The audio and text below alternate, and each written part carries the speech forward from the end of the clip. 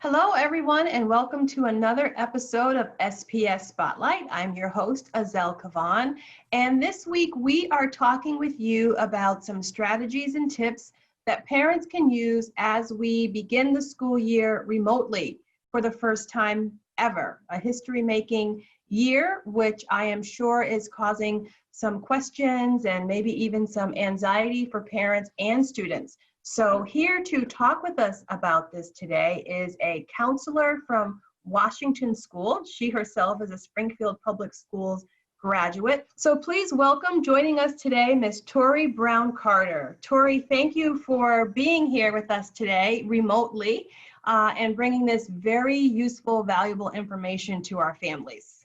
Thank you for having me. You're welcome. Let me just ask first, how are you and your family doing? I'm well. This pandemic has presented some challenges, but I am most importantly grateful for my health and the health of my family. And, we are here and we're going to make it through. Right. We are going to make it through. And I would imagine you've been working hard getting ready for the first day of school, which is September 15th for grades 1 through 12. Yes, for sure. Learning our new platforms and having collaborations with staff, counselors, teachers, and just learning how we can best support our students this school year. Excellent. Well, for our parents out there who are, counting down the days until school starts in this new way, what are some of the tips that you have for parents to get their child ready to learn as we start remotely this year? Yeah, so to get your students ready to learn, I think first and foremost is having a laptop. Since we will be remote, it will be required to have a laptop, and our district is so great that they've offered a laptop to every student in our district. And so you can contact your school if your child doesn't already have a laptop to get that set up, and someone will have that information for you to do that. And so I think that's number one. Having the laptop and access to internet is going to be important for remote learning for the beginning of this school year. And I would also say get acclimated with kind of your students' and child's schedule. Teachers and support staff will be reaching out and kind of letting you know how the day is going to look. And so when you review that, if any questions come up, I would say, write those things down and don't be afraid to reach out to the support staff, reach out to your child's teacher if you have any questions around that. And also trying to get your student just a space in your home where they'll be able to work and hopefully be focused. We know that at home there's a lot of distractions sometimes with kids, and that can be challenging. However, wherever they're able to work and you've seen them make progress, or you see that they're in the zone when they're in this setting, that would be really great just to see. Is it the kitchen? Is it the living room? Wherever it is where they're going to be able to kind of be on is important. And what about some of the actual technology platforms that we will have students and teachers using that parents might have some anxiety around? Would you recommend them, fooling around with it beforehand, or any advice with that? Yeah, so this year we will be using Schoology.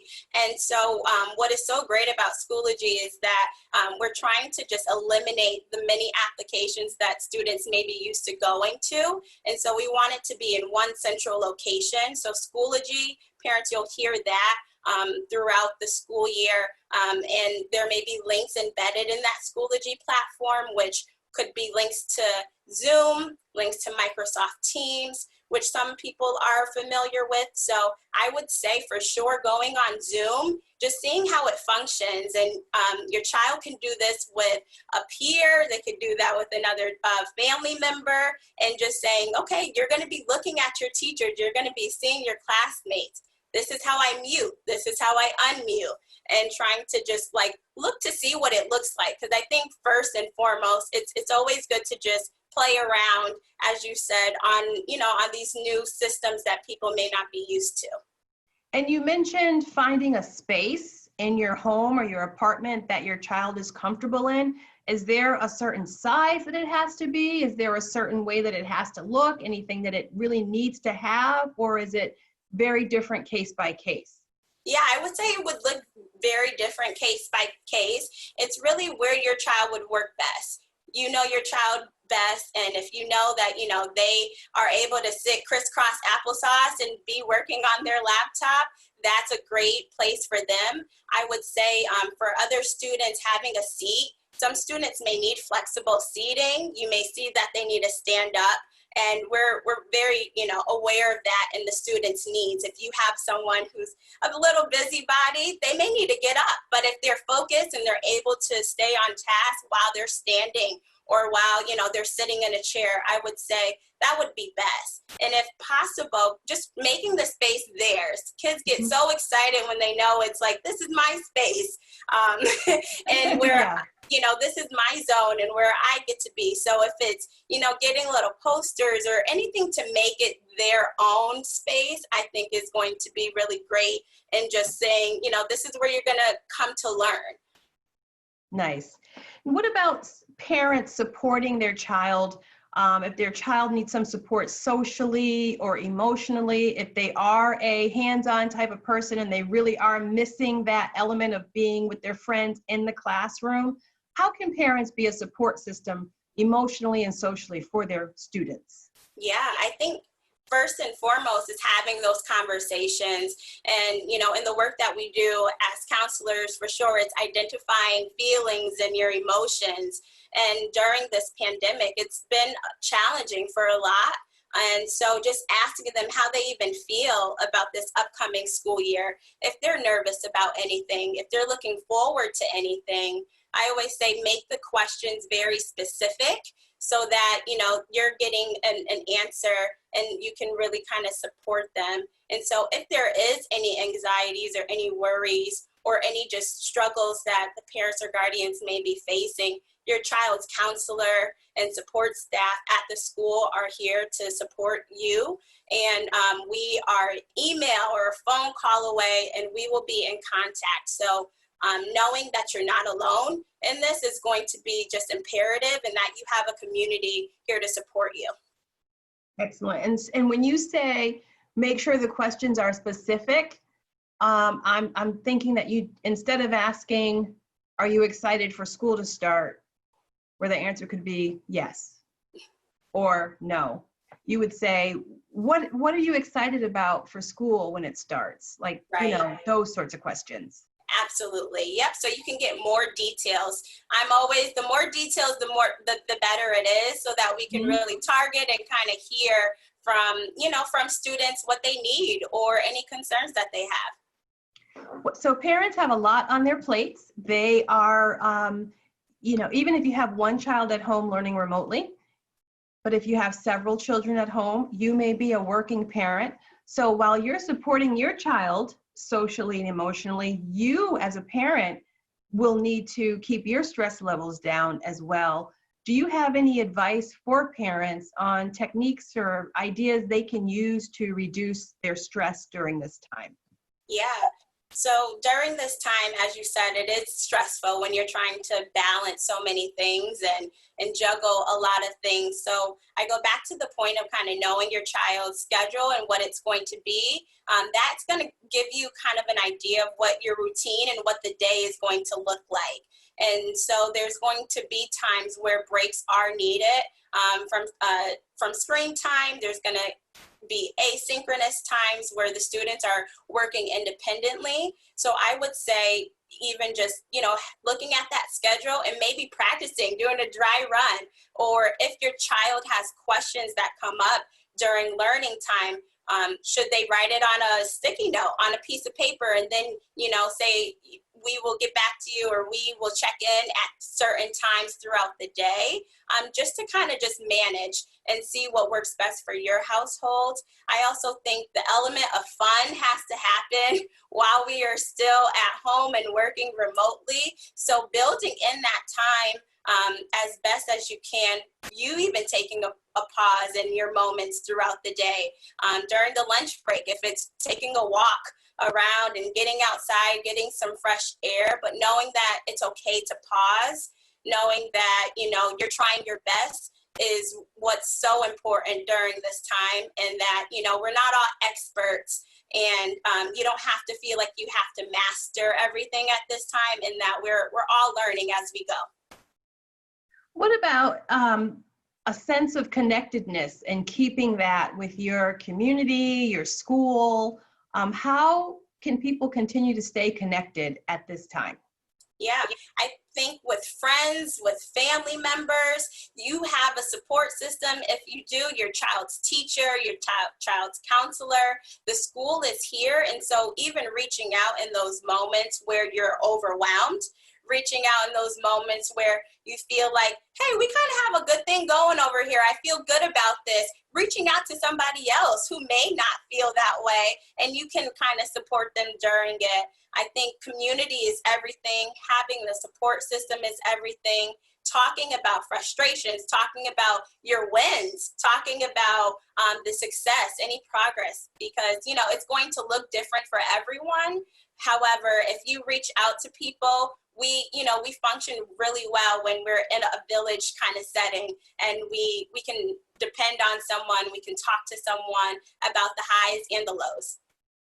You mentioned earlier when we were talking about ways of reducing stress, getting out, taking a walk, and then you said, and have fun. Try to, have fun in your home.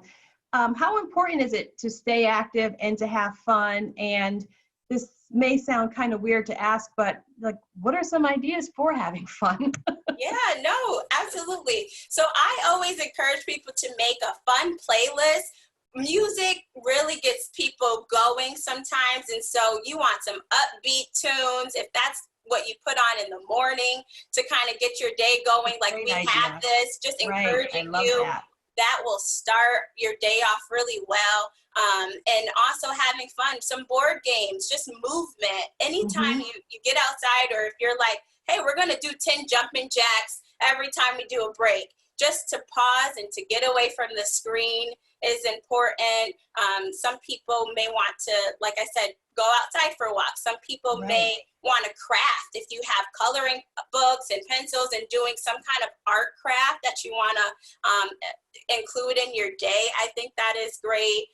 And then after the school day, if you guys have a family game night, board games, talking about the day, and really just saying, what was our highs and lows of today? Or if it's at the end of the week, what was our highs and lows about this week? And what do we want to accomplish next week? How do we want to do better? How do we want to, just stay on task? And having those conversations, I think, is really important. Those are great ideas. I love those. I love the music, the get up and move, and really it sounds like whatever you like to do, make sure you do it. If it's dancing, if it's arts and crafts, make sure you still do it. And I really love what you said about having a conversation at the end of the day or the end of the week, kind of like, this is what was great about this week, and this is what wasn't so great. Those are really great ideas. Thank you.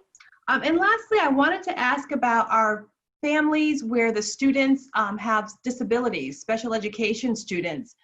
Those parents may have a different set of worries and concerns. Any advice that you might offer for them? Yeah, I think your student's teacher, your child's support staff, so counselors, and any additional services that they may have, we're here to help. And we are going to be in communication, and you can reach out, but we will definitely be reaching out, because yes, there's varying degrees of just ability, and then the stressors that may come with that. As it relates to focus or just academics. And so I think it's just knowing that you have a support system with your child's teacher, with your child's counselor, especially with your counselors, just other supports. I think, not being afraid to reach out, because we're here for them. And we want to make sure that they're as successful as possible. Excellent. Well, Ms. Brown-Carter, thank you so much for your advice, for being with us here today. If there's anything else you'd like to add, please, be sure to here's your opportunity. If there's something that I didn't ask that you'd like to add, please feel free. Otherwise, is there something? There's a great resource that, for Springfield residents is the Springfield Family Resource Center. And so there, they are so great. It's a hub, which I love because they can connect you to outside support services, which may include therapy, which may include anger management, which may include food and other additional resources, employment.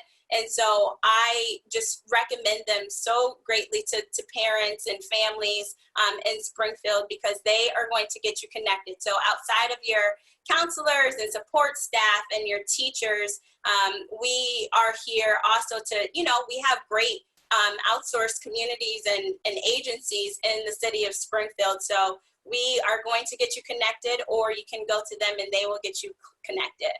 Excellent. Thank you so much.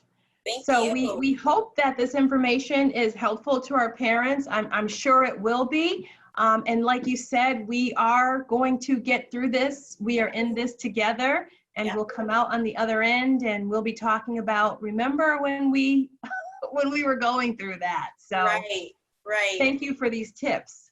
Thank you for having me. Like you said, we're in this together. Great. Well, to our families, thank you for watching another episode of SPS Spotlight. I'm Azell Cavaan, Chief Communications Officer for Springfield Public Schools, and stay tuned to this station for more updates in the future.